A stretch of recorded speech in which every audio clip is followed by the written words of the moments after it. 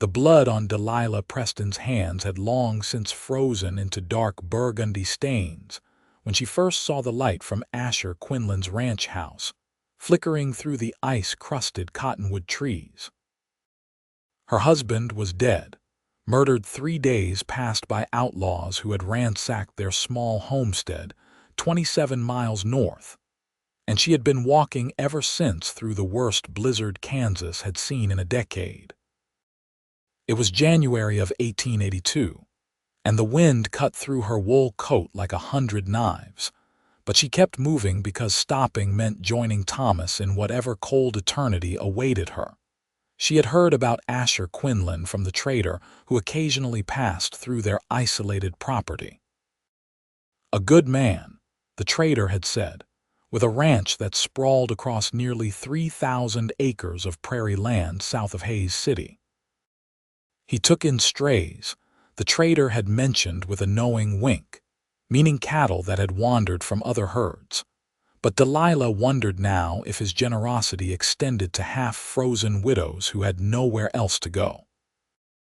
Her family back in Ohio had disowned her when she married Thomas against their wishes, and the few neighbors they had were too far away and too poor to take her in. The outlaws had taken everything of value, including her horse, leaving her with nothing but the clothes she wore and the desperate knowledge that she would die if she stayed. The first mile had been the easiest, fueled by shock and terror. The second through 10th had been manageable, though her feet had begun to lose feeling around mile 7. After that, everything blurred together into an endless nightmare of white snow and gray sky, of wind that screamed in her ears and ice that formed on her eyelashes. She had no food, only the snow she occasionally forced herself to eat despite knowing it would lower her body temperature further. Twice, she had fallen through ice-covered streams, soaking her boots and skirts, and each time she had somehow found the strength to pull herself out and keep walking. Now, as she stumbled toward that distant light, her legs finally gave out. She collapsed in a snowdrift 15 feet from the ranch house porch, too exhausted even to call out. The last thing she saw before darkness claimed her was the door opening and a tall figure silhouetted against the warm glow from inside. When she woke, she was warm for the first time in days. She lay on a soft bed covered in quilts, and a fire crackled in a stone fireplace across the room. Her frozen clothes had been removed and replaced with a clean cotton nightgown, and thick wool socks covered her feet. Every part of her body ached, a deep bone weariness that made even breathing feel like hard work. "You are awake," a deep voice said, and she turned her head to see a man sitting in a chair beside the bed. He was perhaps 30 years old, with dark brown hair that needed cutting and gray eyes that studied her with concern. His face was weathered from years of outdoor work, with lines around his eyes and a scar along his jaw that spoke of a hard life. He wore simple ranch clothing, a flannel shirt and denim trousers, and his hands were large and calloused. "I was beginning to worry you might not make it. You were barely alive when I found you." Delilah tried to speak, but her throat was raw and her voice came out as a croak. The man immediately stood and poured water from a pitcher on the bedside table, supporting her shoulders as she drank. The cool liquid was the most wonderful thing she had ever tasted. "Thank you," she finally managed. "Are you Asher Quinlan?" "I am." He settled back in his chair, keeping a respectful distance. "And you are Delilah Preston. My husband and I had a homestead north of here, had past tense." The words caught in her throat. 3 days ago, 4 men came. They shot Thomas when he tried to protect our livestock. They took everything and left me for dead. I had nowhere to go except here. The trader who used to visit us mentioned you. Something flickered in Asher's eyes, a shadow of old pain. "I am sorry for your loss. You are safe here, Mrs. Preston. Those men will not find you, and even if they did, they would regret it." There was steel in his voice that made her believe him. "You walked 27 miles in this weather." "I did not know how far it was," she admitted. "I only knew I had to keep moving or die. That took more strength than most people possess." He stood and moved to the fireplace, adding another log. "You have been unconscious for nearly a day. The doctor came from town yesterday evening. He said you are lucky you did not lose any fingers or toes to frostbite, though it was close. You will need to rest for at least a week, probably longer. I cannot impose on your hospitality that long." Delilah tried to sit up, but pain shot through her muscles and she fell back against the pillows. "You are not imposing. I have plenty of room and more than enough food." Asher returned to his chair. "When you are recovered, we can discuss what comes next. For now, you need to heal." Over the following days, Delilah learned that Asher Quinlan was a man of few words but many kindnesses. He brought her meals 3 times a day, hearty stews and fresh bread that restored her strength. He tended the fire and fetched whatever she needed without complaint.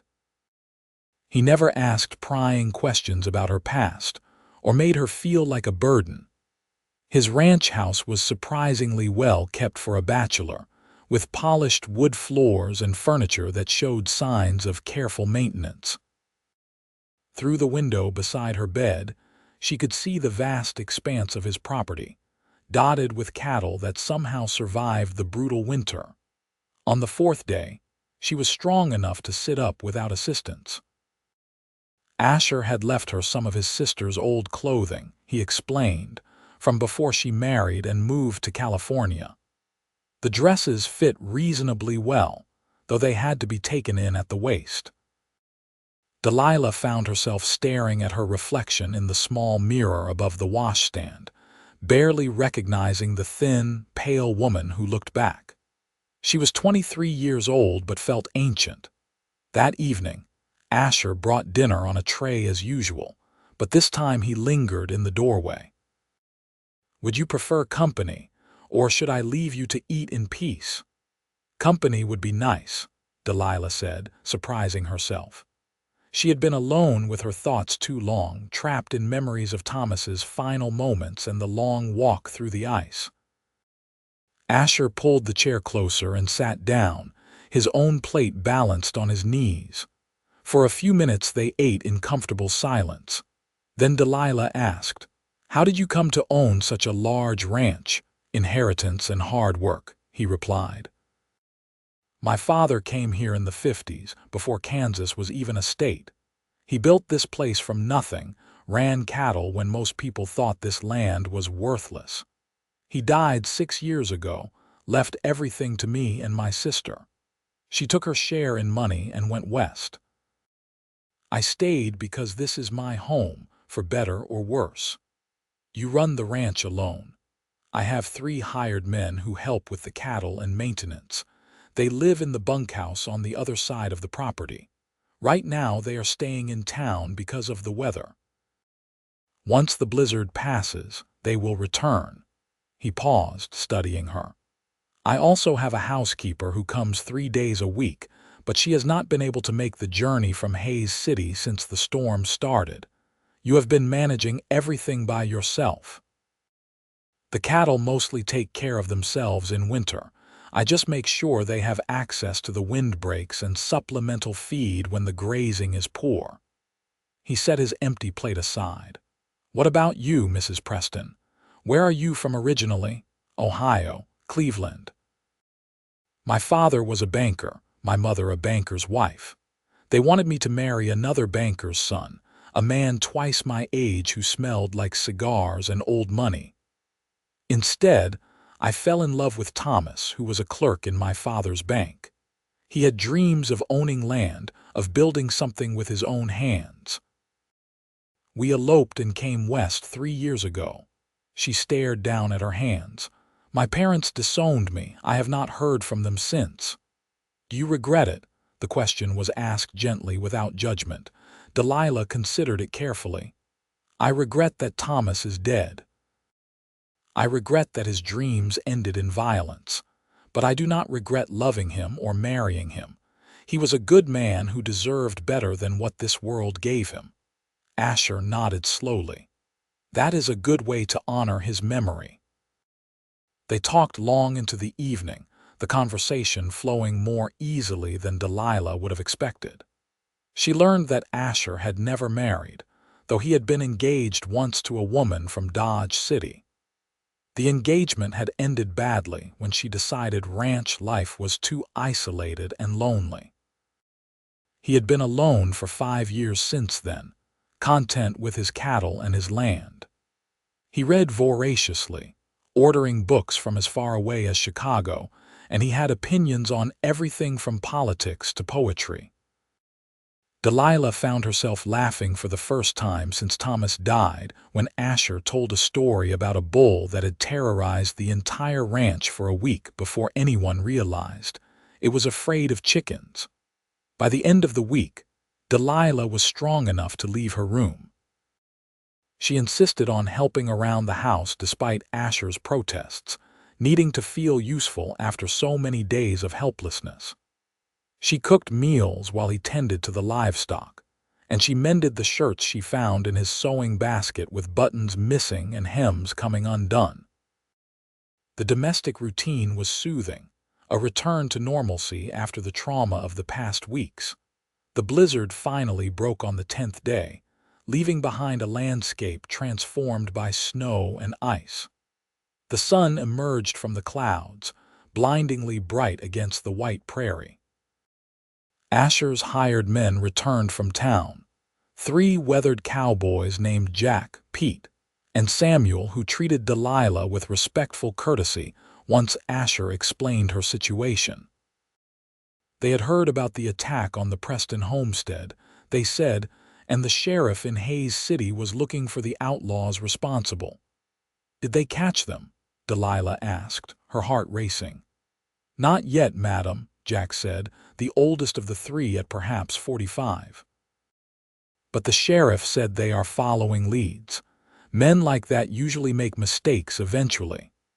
The knowledge that her husband's killers were still free burned in Delilah's chest, but she forced herself to focus on the present. She could not change what had happened, only decide what came next. That decision became more complicated as the days turned into weeks, and her feelings toward Asher Quinlan began to shift. She told herself it was gratitude, nothing more, but gratitude did not explain the way her pulse quickened when he entered a room or the way she found herself watching him through the window as he worked with the cattle. He was handsome in a rugged way, but more than that, he was kind and intelligent and patient. He never made her feel like she owed him anything, never pressured her to leave or to define what she was doing on his ranch. For his part, Asher seemed content to let things continue as they were. He worked long days outside and spent his evenings reading by the fire or talking with Delilah about everything and nothing. Sometimes, she caught him looking at her with an expression she could not quite decipher, something tender and hesitant, but he always looked away before she could be certain. It was the housekeeper, Mrs. Margaret Flynn, who finally forced the unspoken tension into the open. She arrived on a cold February morning, a sturdy woman in her 50s with sharp eyes and a sharper tongue. She looked Delilah up and down with obvious disapproval. "So you are the widow everyone in town is talking about," she said without preamble. "Living here alone with Mr. Quinlan, no chaperone, no propriety. I hope you know what people are saying." "Mrs. Flynn," Asher said sharply from the doorway, "that is enough." "I am only speaking the truth, Mr. Quinlan. The whole town is gossiping about you harboring this woman. Some folks are saying she is your mistress, others that you are planning to marry her before a decent mourning period has passed. Either way, it is causing scandal." Delilah felt her face burn with shame and anger. "I did not ask for any of this. I came here because I had nowhere else to go." "Then perhaps you should go somewhere else now that you are recovered," Mrs. Flynn said coldly. There are boarding houses in Hayes City, charitable organizations that help widows. Staying here will ruin both your reputations." "Get out," Asher said, his voice like iron. "You are fired, Mrs. Flynn. I will send your final wages to town." The housekeeper's eyes widened. "You cannot be serious." "All because I spoke the truth? All because you were cruel to a guest in my home? Leave. Now." After Mrs. Flynn departed in a huff, Delilah and Asher stood in uncomfortable silence. Finally, Delilah said, "She was right about one thing. I cannot stay here indefinitely. People will talk, and that will harm your reputation." "I do not care what people say, but I do." Delilah wrapped her arms around herself. "You saved my life, Asher. You have shown me nothing but kindness. I will not repay that by damaging your standing in the community." "Then marry me." The words hung in the air between them. Delilah stared at him, certain she had misheard. "What?" Asher ran a hand through his hair, looking uncharacteristically nervous. "I know it is too soon. I know you are still grieving your husband. But if you marry me, the gossip stops.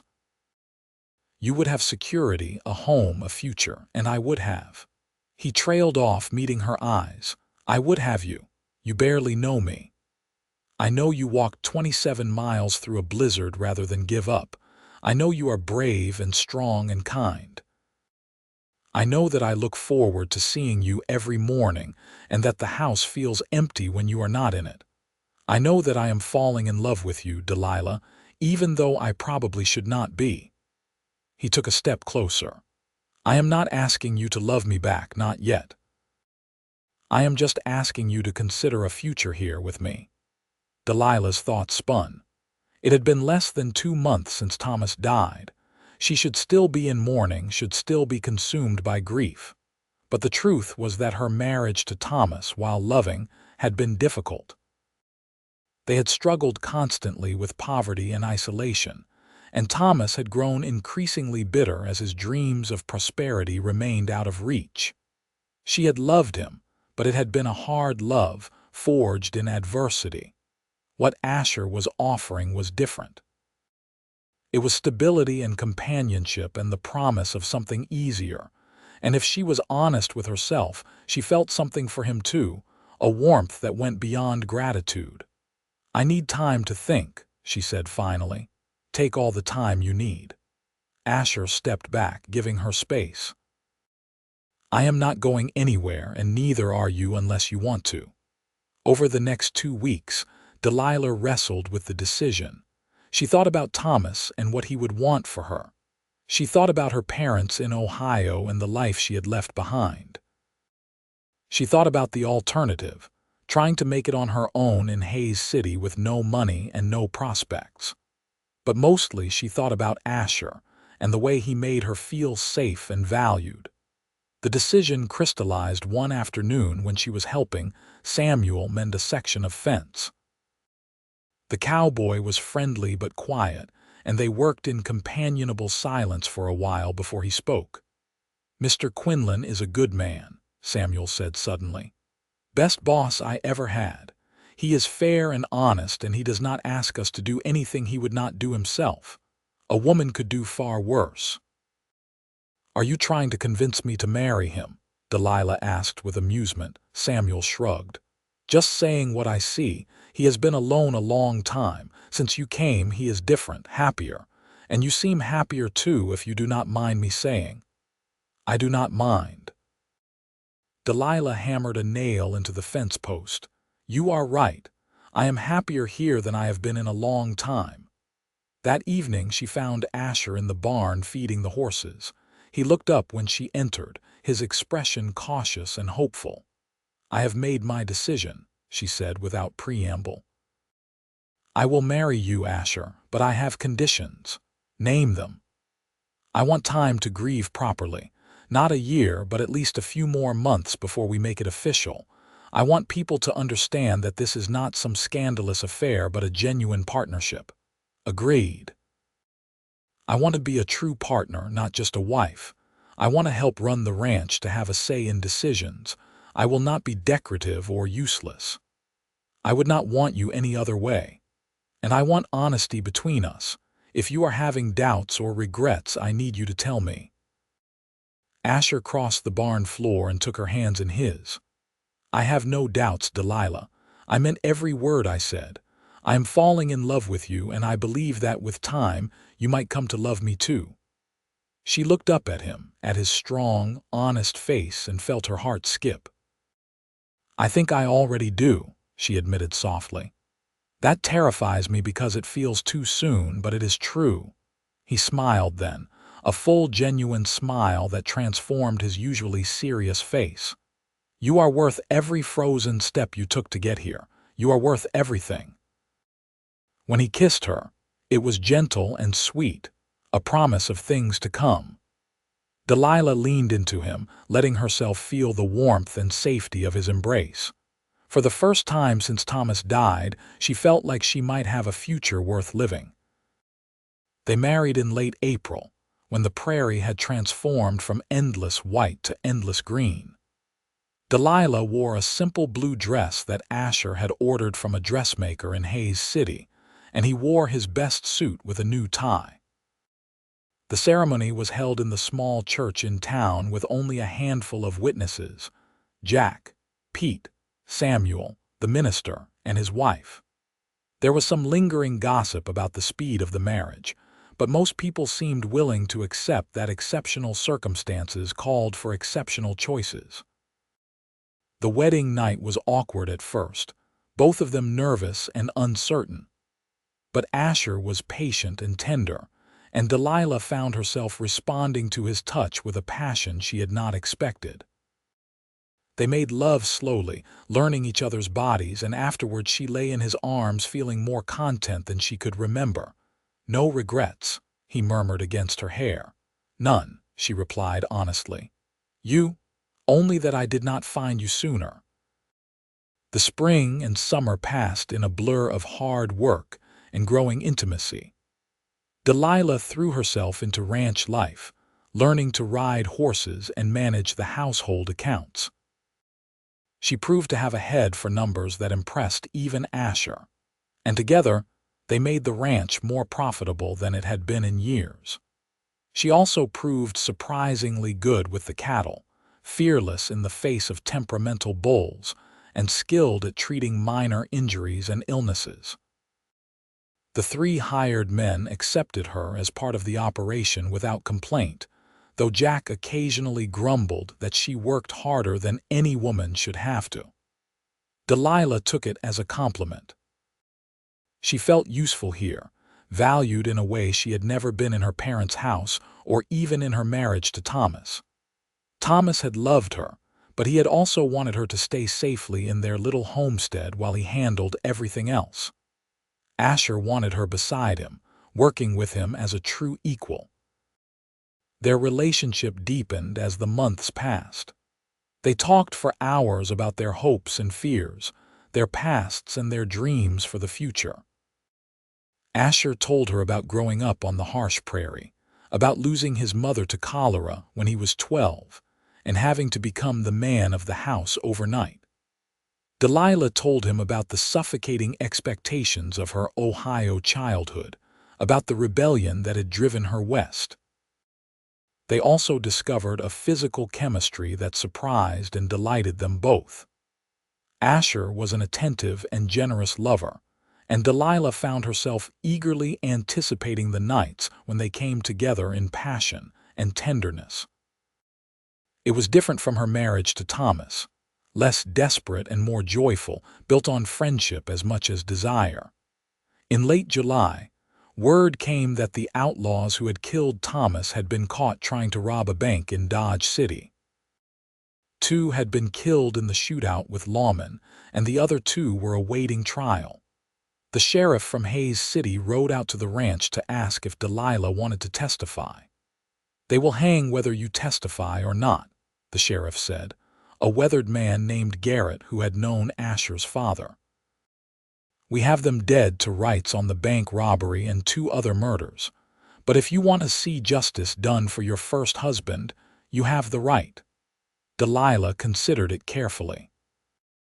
Part of her wanted to face the men who had destroyed her life, to make sure they knew what they had taken from her. But another part of her, the part that was healing and moving forward, wanted nothing to do with them. "I do not need to testify," she said finally. "As long as they hang for what they did, that is justice enough." After the sheriff left, Asher found her standing on the porch watching the sunset. He wrapped an arm around her waist and pulled her close. "Are you all right?" he asked. "I am." She leaned her head against his shoulder. "It feels like closing a chapter. Thomas deserves justice and he is getting it, but I deserve to move forward and I am doing that too. He was a lucky man to have had your love, even if it was cut short. I am a lucky woman to have found love twice." She turned in his arms to face him. "I need to tell you something. I think I might be pregnant." Asher's eyes widened. "Truly, I have missed 2 courses and I have been feeling ill in the mornings. It is too early to be certain, but all the signs are there." He let out a whoop of joy and lifted her off her feet, spinning her around before setting her down carefully. "This is wonderful news. We are going to have a baby." "Are you happy?" Delilah asked, though his reaction made the answer obvious. "I am beyond happy. I am ecstatic." He cupped her face in his hands. "You have given me so much, Delilah. A partner, a wife, and now a child. I never imagined I could be this fortunate." The pregnancy was confirmed by the doctor in August, with the baby due in late February or early March.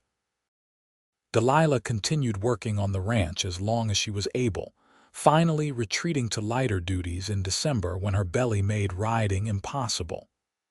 Asher fussed over her constantly, making sure she rested and ate well and did not overexert herself.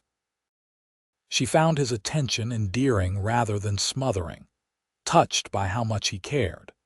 They spent the cold winter evenings preparing for the baby, setting up a nursery in the room next to their bedroom and sewing tiny clothes.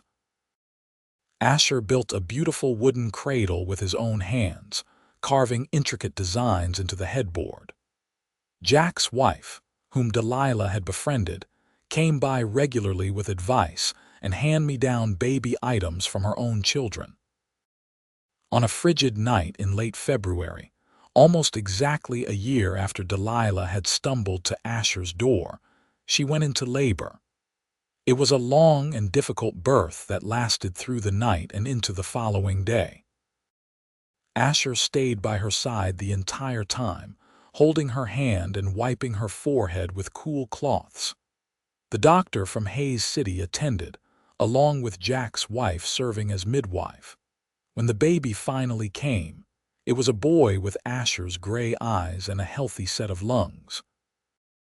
Delilah held him for the first time and felt overwhelmed by a love so fierce it took her breath away. "He is perfect," Asher said, tears streaming down his face as he gazed at his son. "You are perfect. Thank you, Delilah. Thank you for this gift." They named him Thomas Asher Quinlan, honoring both the past and the present. Little Thomas grew quickly, a robust baby who rarely cried and seemed fascinated by everything around him. Asher proved to be a devoted father, taking the baby with him on ranch duties whenever possible and spending hours playing with him on the floor of the living room. As spring arrived and the prairie bloomed with wildflowers, Delilah reflected on how much her life had changed in just over a year. She had walked through ice and death and despair to reach this ranch, and she had found not just survival but genuine happiness. The grief for Thomas Preston would always be a part of her, a scar on her heart that never fully healed, but it no longer defined her. What defined her now was the love she shared with Asher, the family they were building together, and the ranch that had become her true home. She had been reborn in the frozen Kansas winter, and she had emerged stronger and more whole than she had ever been. One evening in May, as they sat on the porch watching their son play in the grass while the hired men finished their work for the day, Asher said, "Do you remember what I told you the night we got engaged? That you were worth every frozen step, I remember. I want you to know that it is even more true now than it was then. You are the best thing that ever happened to me, Delilah. You and Thomas. My life before you was half-lived. Now it is full and rich and more than I ever dreamed possible. Delilah reached over and took his hand, lacing their fingers together. I walked through that blizzard because I had no choice, but if I had known what I would find at the end, I would have run. He laughed and leaned over to kiss her, and little Thomas squealed with delight at his parents' affection. In the distance, the cattle lowed peacefully, and the sun began its slow descent toward the horizon, painting the sky in shades of gold and rose. The years that followed were good ones. The ranch prospered under their joint management, growing from 3,000 acres to nearly 5,000 as they purchased neighboring properties. They had 3 more children, 2 daughters named Sarah and Emma, and another son they called Matthew. Each birth strengthened the bond between Delilah and Asher, and each child was cherished and loved. Thomas grew into a serious boy who loved books and animals in equal measure. He spent hours in the barn with his father, learning to care for the horses and cattle, and more hours in the house with his mother, devouring every book she could find for him. Sarah was wild and fearless, always getting into trouble and leading her younger siblings on adventures. Emma was quiet and artistic, drawing pictures of the prairie that showed remarkable talent. Matthew was still a baby, but he already showed signs of having his father's steady temperament. The ranch became known throughout Kansas as one of the best managed operations in the region. Delilah's business acumen and Asher's ranching expertise proved to be a formidable combination. They treated their hired hands fairly, paying better wages than most ranches and ensuring good working conditions. As a result, they had loyal employees who stayed for years and helped build the ranch's reputation. Delilah also became active in the Hays City community, despite the early scandal of her marriage. She organized a ladies' aid society that helped new widows and women in difficult circumstances. Remembering her own desperation and wanting to provide for others what Asher had provided for her. She also advocated for better schools in the area, believing that education was essential for the territory's future. Asher supported all her endeavors, proud of her strength and intelligence. Their marriage remained passionate and loving, growing deeper with each passing year. They still talked for hours, still made each other laugh, still came together with the same desire and tenderness that had marked their early days. They argued occasionally, both being strong-willed people, but they always worked through their disagreements with respect and honesty. In the spring of 1889, 7 years after their marriage, the Quinlan Ranch hosted a large gathering to celebrate Asher's 38th birthday. Friends and neighbors came from all over the county, and the celebration lasted long into the night with music and dancing and feasting.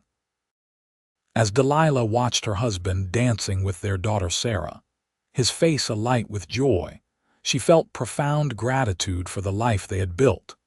Jack approached her where she stood on the edge of the festivities, now 60 years old and showing his age but still working on the ranch. "You two have done well for yourselves," he said, gesturing to the thriving ranch and happy family. "I remember when Mr. Quinlan was alone here, working himself to the bone with nothing to show for it but more land and more cattle. You changed everything." "He changed everything for me too," Delilah replied. "I was dead when I arrived here, or nearly so. He gave me a reason to live again. You both saved each other, seems like." Jack took a sip of his drink. "That is what the best marriages are, I think. 2 people making each other better than they were alone." Delilah agreed wholeheartedly. She and Asher had indeed saved each other, forging something strong and lasting from the harsh materials of loss and survival.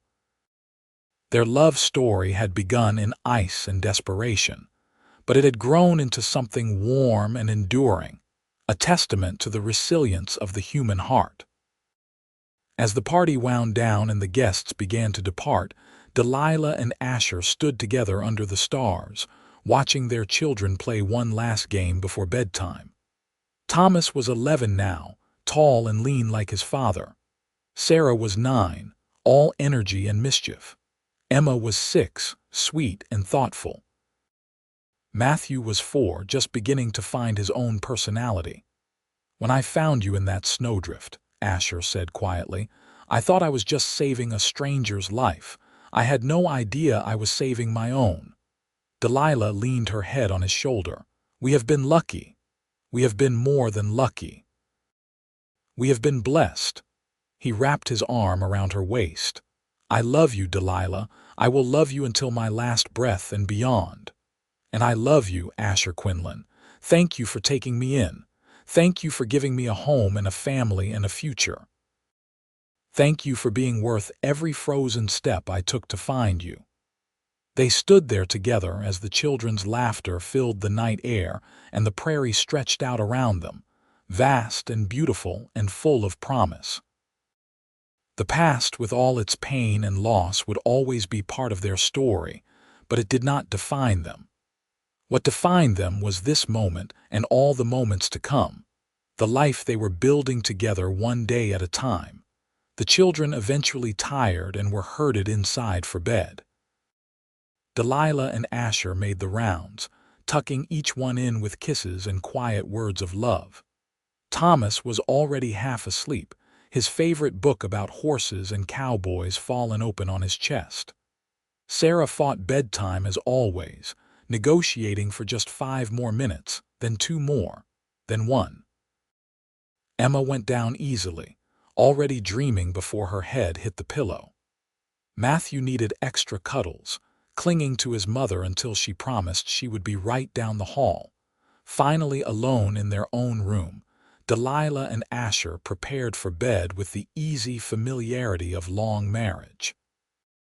They moved around each other in comfortable silence, each knowing the other's routines. When they finally slipped between the sheets, Asher pulled Delilah close, and she settled against his chest with a contented sigh. "It was a good party," she murmured. "It was a good day," he agreed. "Every day with you is good," she smiled in the darkness. "You are getting sentimental in your old age." "I am getting honest in my old age. There is a difference."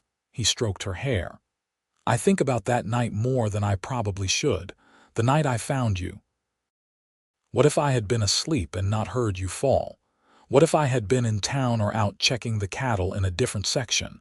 What if I had been even 5 minutes slower coming outside? But you were not. You were exactly where you needed to be when you needed to be there. Fate, maybe. Or luck, or divine intervention. Does it matter? We found each other, Asher. That is what counts." He was quiet for a moment, then said, "Sometimes I feel guilty for being so happy. So many people suffer, so many lives are hard and cruel.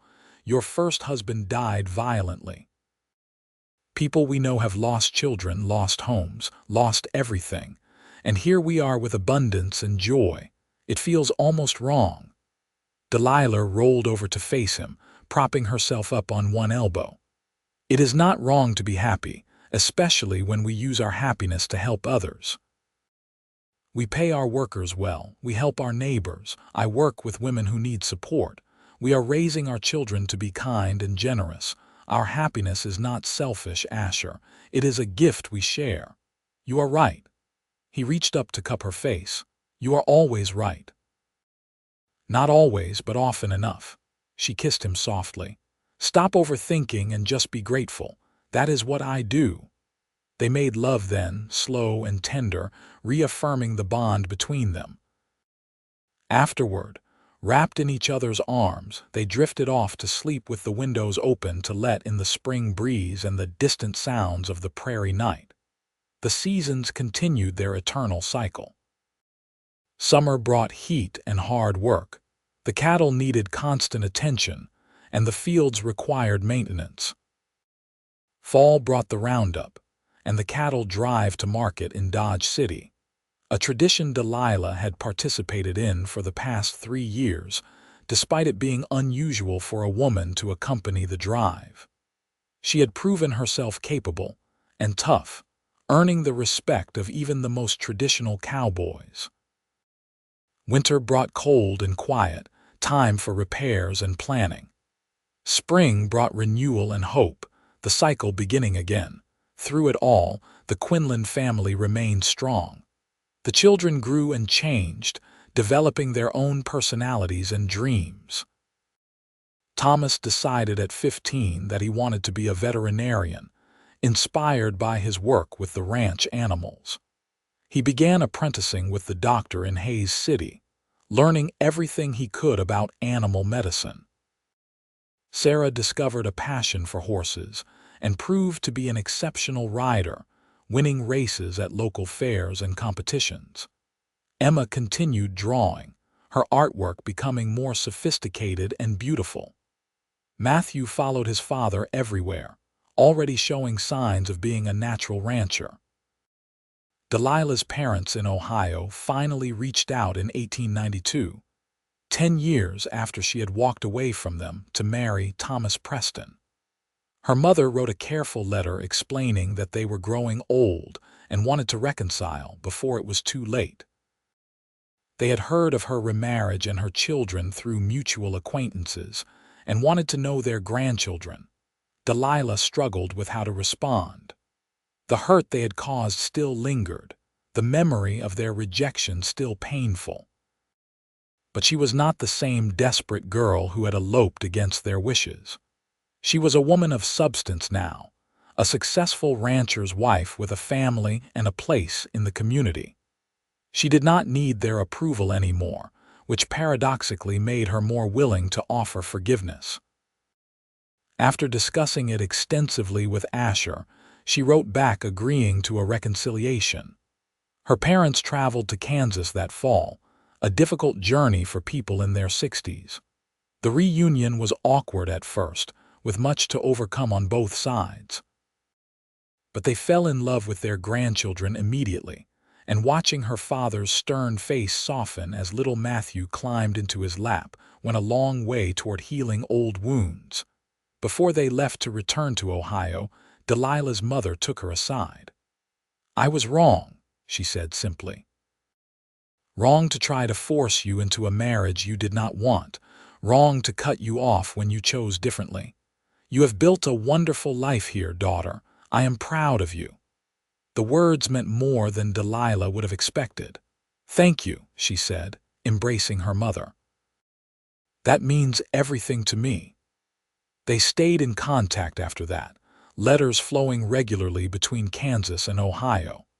Delilah's parents visited once more before her father died in 1894, and her mother came to live with them after that, unable to manage alone. She settled into ranch life surprisingly well, proving helpful with the children and the household. Her relationship with Asher was polite but warm, and he treated her with the respect due Delilah's mother. The new century arrived with celebrations throughout Hays City and the surrounding ranches. The Quinlan family gathered on their porch to watch fireworks in the distance and toast to the future. Thomas was 17 now, and planning to attend veterinary college in the fall. Sarah was 15 and already receiving attention from local young men, much to Asher's consternation. Emma was 12 and dreaming of studying art in Chicago or even Paris someday. Matthew was 9 and determined to take over the ranch when he grew up. 20 years, Delilah said as they stood together watching the night sky explode in color. 20 years since I walked through that blizzard. 18 years since we married, Asher added. The best 18 years of my life.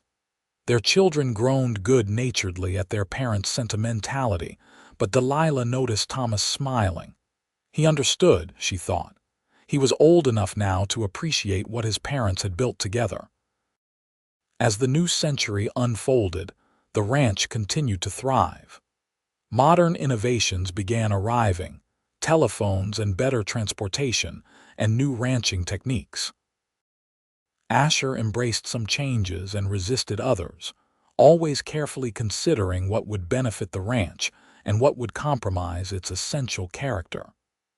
Delilah proved invaluable in navigating these decisions, her education and intelligence serving them well. They faced challenges too.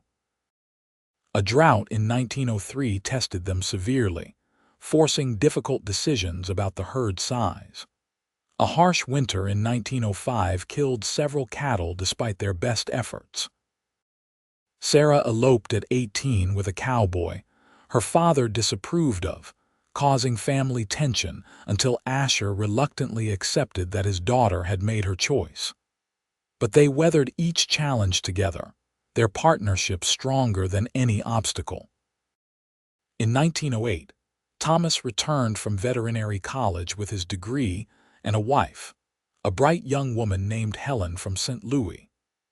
They settled on a portion of the ranch that Asher and Delilah gave them as a wedding present, building their own house and starting their own herd.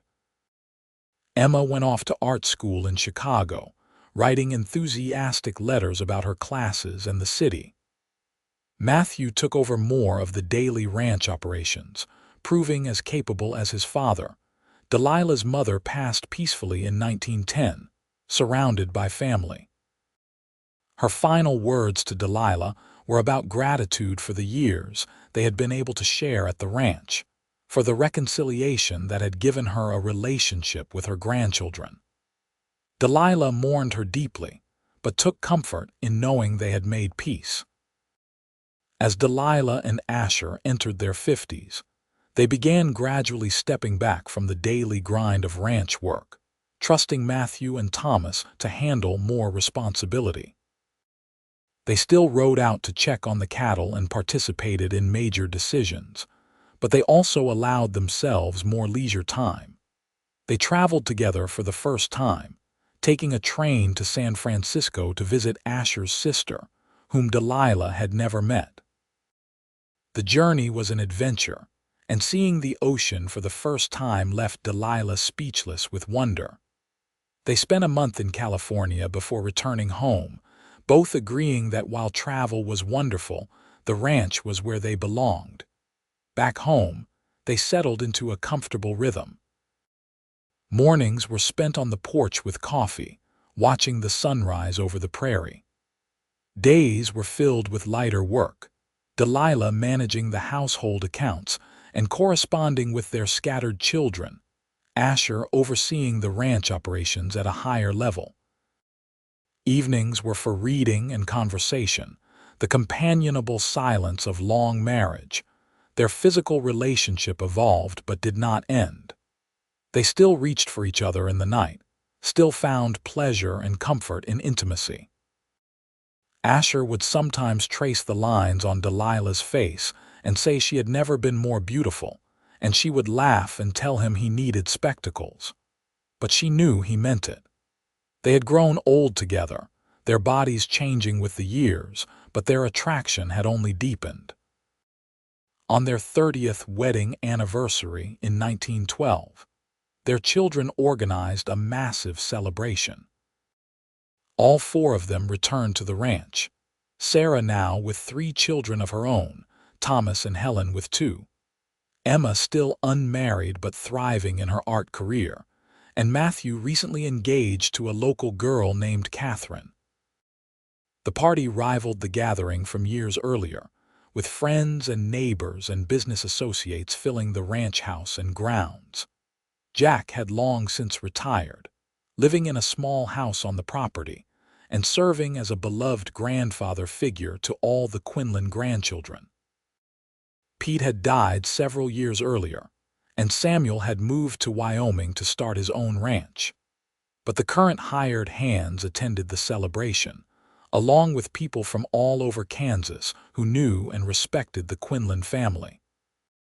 Asher gave a speech thanking everyone for coming and for their friendship over the years. Then he turned to Delilah, taking her hand in front of the assembled crowd. 30 years ago, I found this woman half frozen in a snowdrift outside my door. I brought her inside thinking I was performing a simple act of charity. I had no idea I was welcoming my future, my partner, my great love into my life. He paused, his voice thick with emotion. Delilah, you have made every day of the past 30 years worth living. You have given me children and grandchildren, prosperity and purpose, joy beyond measure. I love you more today than I did the day we married, and I will love you more tomorrow than I do today. Thank you for walking those frozen miles to reach me. Thank you for saying yes when I asked you to stay. Thank you for building this life with me. There was not a dry eye in the crowd as Delilah stood and embraced her husband. You have been my salvation and my joy, she said softly, though the crowd had gone quiet enough for everyone to hear.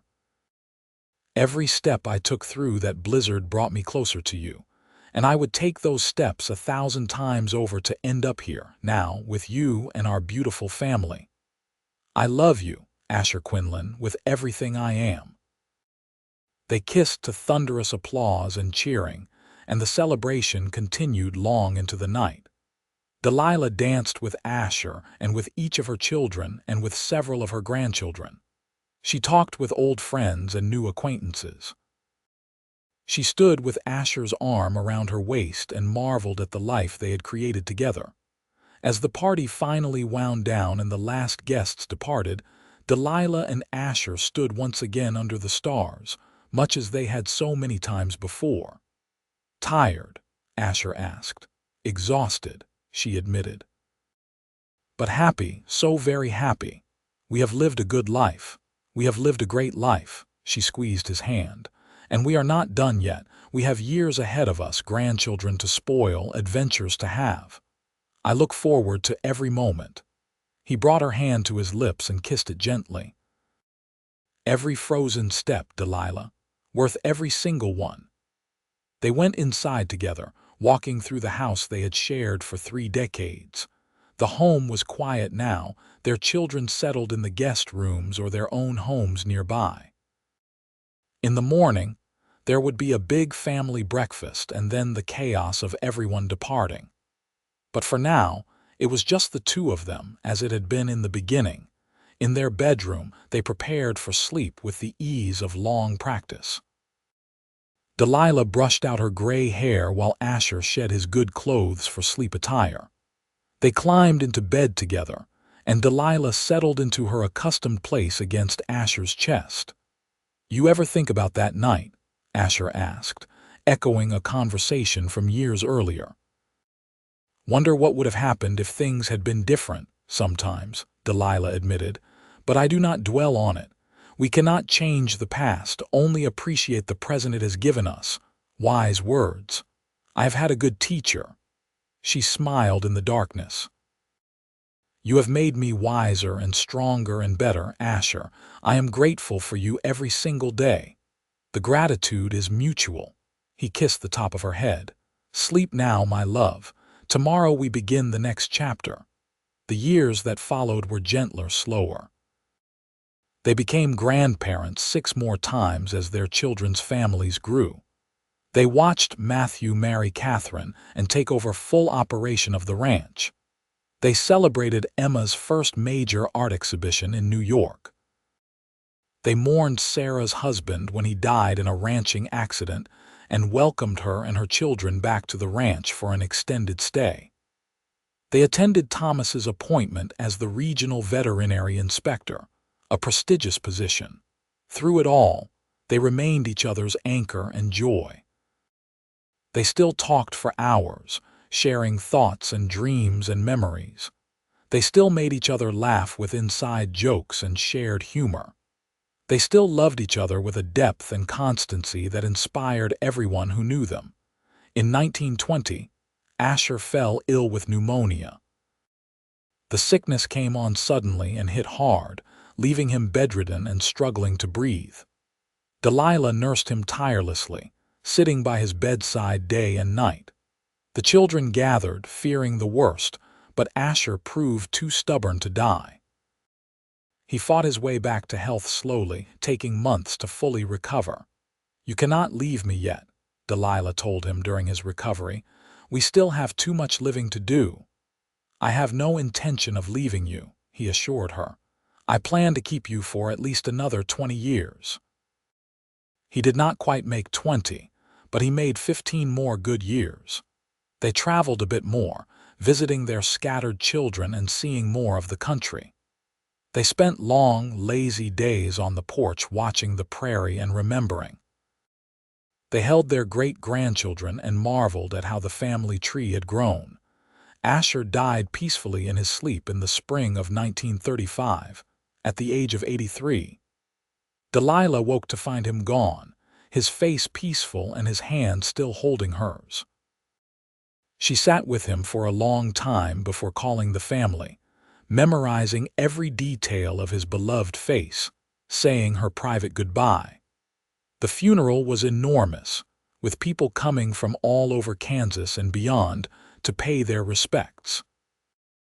Asher had been a pillar of the community, respected and loved by all who knew him. But no one grieved him as deeply as Delilah, who felt like half of herself had been torn away. The children wanted her to come live with one of them, worried about her being alone. But Delilah refused to leave the ranch. This was her home, the place where she had been reborn, where she had loved and been loved. She was 76 years old and still sharp and capable. She would not abandon the life she and Asher had built. Matthew and Catherine lived on the property in their own house, close enough to keep an eye on her but far enough to give her independence. Thomas visited weekly with Helen. Sarah came to stay for months at a time. Emma wrote long letters from wherever her art career had taken her. The grandchildren and great-grandchildren visited regularly, filling the house with noise and life. Delilah lived for another 12 years, dying quietly at the age of 88 in the same bed where she had slept beside Asher for so many years. Her final words, spoken to Matthew, who sat vigil beside her, were about the blizzard. "I walked through ice to find him," she whispered, "and he was worth every frozen step, every single step. Tell them that. Tell all of them that love is worth any journey, any hardship. Tell them to be brave enough to walk through their own blizzards.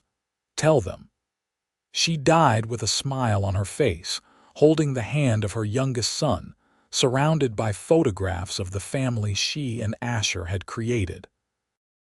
Her funeral was as large as Asher's had been, a testament to the impact she had made on the community through her work and her kindness. They buried her beside Asher on a hill overlooking the ranch, under a sky as vast and blue as the one she had first seen when she woke in his house all those years ago. The headstone was simple, bearing both their names and dates, and below a single line that Matthew had chosen. "Worth every frozen step." The ranch continued for generations, passed down through the family, growing and changing with the times but never losing its essential character.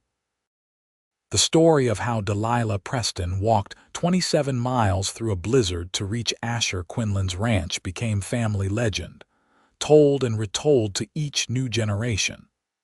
It became a story about love and courage, about second chances and the strength of the human spirit. But more than that, it became a story about partnership, about two people who found each other against all odds and built something lasting and beautiful. It was a story about a woman who refused to give up even when death seemed certain, and a man who saw past grief and propriety to recognize love when it arrived frozen and desperate at his door. It was a story that began in ice and desperation, but ended in warmth and legacy. It was a story that proved that sometimes the hardest journeys lead to the most precious destinations. It was a love story, pure and simple, the kind that transcends time and circumstance. And in the end, it was a story that both Delilah and Asher would have been proud to claim, a testament to the life they lived and the love they shared. Every frozen step had indeed been worth it, leading to a future neither could have imagined but both treasured beyond measure. Their love had warmed not just themselves but everyone who knew them, creating ripples that spread across decades and generations. The prairie they had loved still stretched to the horizon, endless and beautiful. The ranch they had built still stood strong. And the love story they had written together with their lives continued to inspire. A beacon of hope and proof that even in the harshest winters, love could bloom and flourish and last forever.